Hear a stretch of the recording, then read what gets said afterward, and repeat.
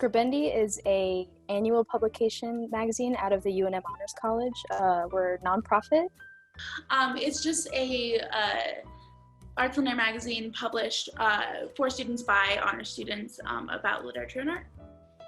Scribendi means those which must be written. Those which must be written. Those which must be written.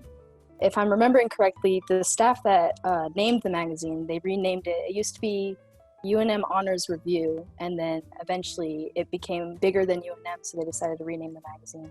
And they named it after a letter that J.R.R. Tolkien wrote, where he used the word Scribendi, I think, and that's where they got the inspiration from that letter. Scribendi receives, the last couple of years, we've received about 540, 550 submissions each year. The fall semester, we start with getting the staff basically all on the same page, not to make a magazine joke, same page. We start with InDesign and graphic design basics, but we then go into like analysis and criticism of the works we look at. And then once we get everyone on that page, and then everyone has this, big bonding experience of us all learning the same things at the same time together, becoming one big team, we get to finally read all the pieces that we have submitted to us. And even that is a big bonding experience. Last year we had over 500 submissions. When you're all looking at all of those pieces over, not the longest amount of time, you're kind of like binging poems. Pick our submissions, go through that entire process, which is like very democratic, and we like have a lot of discussions about it. You vote for the ones that you want. You argue for the ones that you want if you think that the staff didn't appreciate it the way that you thought that you wanted them to. And then once we all get all the pieces that we've all voted for, all the ones that we overall agree with, we know what we're going to put in the magazine.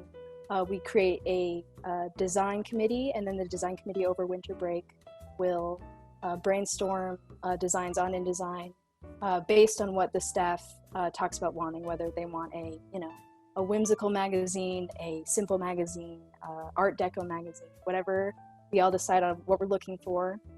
We'll make 2 or 3 different versions of this design, and then after winter break, we bring it to the rest of the staff and we make some final decisions, final changes, depending on what the rest of the staff thinks. And then we spend the rest of the time, we copy edit every piece over and over and over again. Which is a lot and not super fun, but a time. Proofread, all the way up until right when we're publishing it.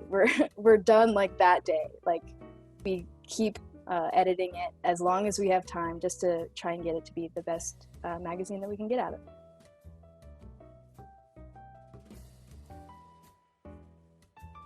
When I am looking at staff applications, I'm really looking to build a diverse staff, so with a lot of different people with different backgrounds and different skill sets, and to think about how those backgrounds and skill sets and knowledges will complement one another. And additionally, I look for evidence of maturity. Since Scribendi is a lot of responsibility, I want to make sure that the students who join staff are going to feel ready to take on a lot of that responsibility.